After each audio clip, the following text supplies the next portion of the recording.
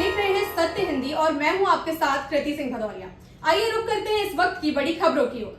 America के राष्ट्रपति Donald Trump के अमेरिकी सामान पर टैरिफ में कटौती करने के भारत के सहमत होने के दावे पर कांग्रेस ने प्रतिक्रिया दी है। कांग्रेस के वरिष्ठ नेता जयराम रमेश ने कहा, वाणिज्य मंत्री पीयूष गोयल अमेरिका के साथ व्यापार वार्ता के लिए वॉशिंगटन डीसी में हैं। इसी बीच राष्ट्रपति ट्रंप ये बयान देते हैं, भारत ने आखिर क्या सहमति दी है? क्या भारतीय किसानों और निर्माण क्षेत्र के हितों से समझौता किया जा रहा है? जब संसद 10 मार्च को फिर से शुरू होगी, तब प्रधानमंत्री को इस पर संसद को विश्वास में लेना चाहिए। शुक्रवार को ट्रंप ने कहा था कि भारत हमसे बहुत ज्यादा टैरिफ वसूलता है, आप भारत में कुछ भी नहीं बेच सकते। वैसे वे सहमत हो गए हैं, वे अब अपने टैरिफ में कटौती करना चाहते हैं क्योंकि कोई उनके लिए कोई पोल खोल रहा है। अमेरिकी राष्ट्रपति डोनाल्ड ट्रंप ने शुक्रवार को कहा कि भारत ने टैरिफ में कटौती करने पर सहमति जताई है। उन्होंने ओवल ऑफिस में मीडिया से बातचीत करते हुए कहा कि हमने भारत की पोल खोल दी है। ट्रंप ने यह भी कहा कि भारत हम पर बहुत ज्यादा टैरिफ लगाता है, आप भारत में कुछ भी नहीं बेच सकते। लेकिन अब भारत ने इस बात पर सहमति जताई है और अपनी टैरिफ में कटौती भी मान ली है, क्योंकि आखिरकार कोई है जो उनके किए की पोल खोल रहा है। ट्रंप का ये बयान ऐसे समय में आया जब भारत ने दिन में कहा था कि दोनों पक्ष टैरिफ के मुद्दे पर समाधान खोजने और बाजार तक पहुंच बढ़ाने के लिए बहुक्षेत्रीय व्यापार समझौते पर बातचीत कर रहे हैं। उत्तर प्रदेश के संभल जिले के सीओ अनुज चौधरी के बयान पर हो रहे विवाद के बीच डीएम राजेंद्र पैसिया ने कहा कि त्योहार को देखते हुए सुरक्षा संबंधी तैयारी की गई है। हाल ही में संभल के सीओ अनुज चौधरी ने कहा था कि होली के रंग से अगर किसी का धर्म भ्रष्ट होता है तो वो घर से ना निकले। राजेंद्र पैसिया ने समाचार एजेंसी एएनआई से बातचीत करते हुए कहा कि होली, रमजान, प्रतिपदा और ईद, इस तरह से पूरे महीने में बहुत सारे त्योहार हैं। इसी के अंतर्गत सभी जगह सेक्टर मजिस्ट्रेट तैनात किए गए हैं। उन्होंने कहा कि कुल 29 सेक्टर और 6 जोन बनाए गए हैं। 3 लेयर सिक्योरिटी सिस्टम भी लगाया गया है। ऐसा इसलिए ताकि किसी भी प्रकार की अशांति उत्पन्न नहीं हो। राजेंद्र पैसिया ने जानकारी दी कि सीसीटीवी कैमरे पहले से बहुत ज्यादा लगाए गए हैं। डीएम ने कहा कि किसी भी समुदाय के शख्स से अशांति फैलाने की कोशिश की तो उन्हें बख्शा नहीं जाएगा।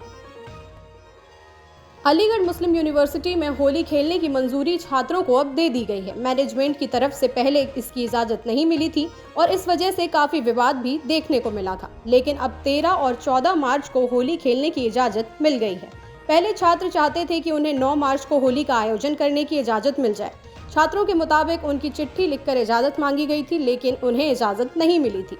गौरतलब है कि बीजेपी सांसद सतीश गौतम ने बड़ा बयान देते हुए कहा कि जो भी होली खेलने से रोकेगा उसे ऊपर पहुंचा दिया जाएगा। वहीं एएमयू के हिंदू छात्रों ने भी तर्क दिया था कि जब यूनिवर्सिटी में मुहर्रम और ओणम हो सकता है तो होली क्यों नहीं मनाई जा सकती। बीजेपी प्रवक्ता सुधांशु त्रिवेदी ने शिवाजी महाराज को लेकर विवादित बयान दे दिया, जिसको लेकर सियासत गर्मा गई है।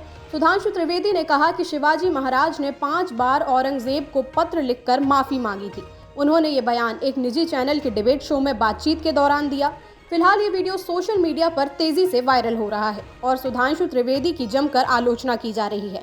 बीजेपी प्रवक्ता सुधांशु त्रिवेदी के विवादित बयान के बाद संजय राउत ने उन पर जमकर निशाना साधा है। उन्होंने कहा कि त्रिवेदी ने शिवाजी महाराज का अपमान किया है।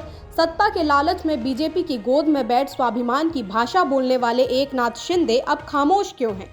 राउत ने सवाल किया कि क्या शिवाजी का अपमान क्या आप सहन कर सकते हैं? कर्नाटक के प्रसिद्ध टूरिस्ट स्पॉट हम्पी से एक हैरान कर देने वाली घटना सामने आई है। यहाँ अज्ञात लोगों ने एक विदेशी महिला पर्यटक के साथ 2 महिलाओं का रेप किया। इसके साथ ही उनके 3 पुरुष साथियों के साथ मारपीट कर उन्हें पानी में फेंक दिया। इनमें से एक व्यक्ति का अभी तक पता नहीं चल पाया है। पुलिस के मुताबिक गुरुवार रात 11 साढ़े 11 बजे के बीच ये घटना हुई। हम्पी के पास लोकप्रिय स्थानापुर झील के किनारे अज्ञात बदमाशों ने एक 27 वर्षीय महिला इजरायली पर्यटक और एक होम स्टे की 29 वर्षीय महिला संचालिका के साथ दुष्कर्म किया। ओडिशा का रहने वाला एक पुरुष पर्यटक जो अपराध के समय उन दोनों के साथ था, वो लापता है। अपराधियों ने उसे तुंगभद्रा नहर में धक्का दे दिया, जबकि अमेरिका और महाराष्ट्र के 2 अन्य पुरुष पर्यटक घायल हो गए हैं। घायलों का सरकारी अस्पताल में इलाज चल रहा है। शिवसेना शिंदे गुट के नेता संजय निरुपम ने कांग्रेस नेता राहुल गांधी के धारावी दौरे की आलोचना की।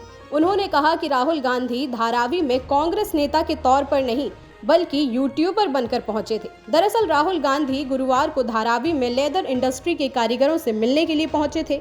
इस दौरान उन्होंने कारीगरों को होने वाली दिक्कतों को लेकर बातचीत की। निरुपम ने कहा कि राहुल गांधी ने धारावी में शूट के लिए दौरा किया।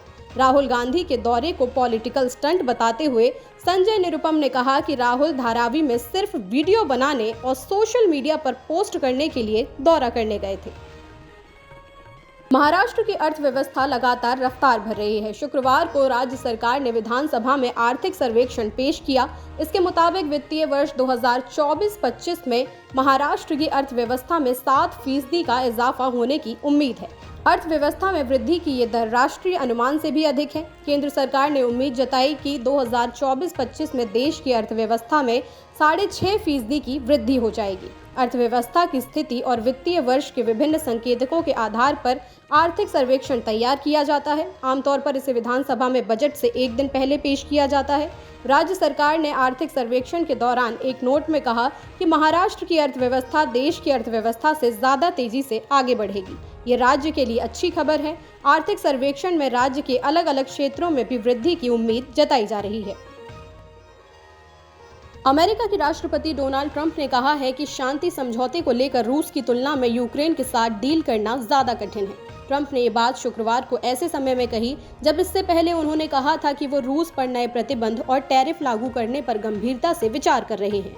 ट्रंप ने ट्रुथ सोशल पर लिखा कि रूस युद्ध क्षेत्र में यूक्रेन पर जमकर प्रहार कर रहा है। इस तथ्य के आधार पर मैं बड़े स्तर पर रूस पर बैंकिंग प्रतिबंध और टैरिफ लागू करने पर गंभीरता से विचार कर रहा हूं। जब तक युद्ध विराम और अंतिम रूप से शांति समझौते पर नहीं हो जाता। पिछले हफ्ते शुक्रवार को ही अमेरिकी राष्ट्रपति डोनाल्ड ट्रंप और यूक्रेन के राष्ट्रपति जेलेंस्की के बीच व्हाइट हाउस के ओवल ऑफिस में हुई मुलाकात तीखी बहस में बदल गई थी। भारत और न्यूजीलैंड के बीच चैंपियंस ट्रॉफी का खिताबी मुकाबला रविवार को दुबई में खेला जाएगा। फैंस उम्मीद कर रहे हैं कि ये एक हाई वोल्टेज मुकाबला होगा। न्यूजीलैंड इससे पहले साल 2000 में भी चैंपियंस ट्रॉफी के फाइनल में हमें हरा चुका है। टीम इंडिया इसका बदला लेने उतरेगी।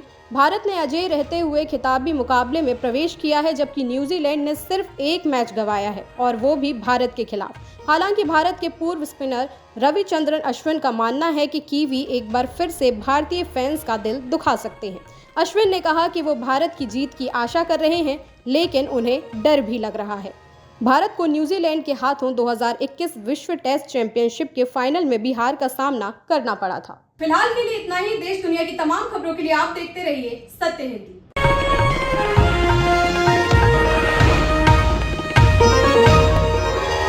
Copyright disclaimer under Section 107 of the Copyright Act 1976. Allowance is made for fair use for purposes such as criticism, comment, news reporting, scholarship, and research.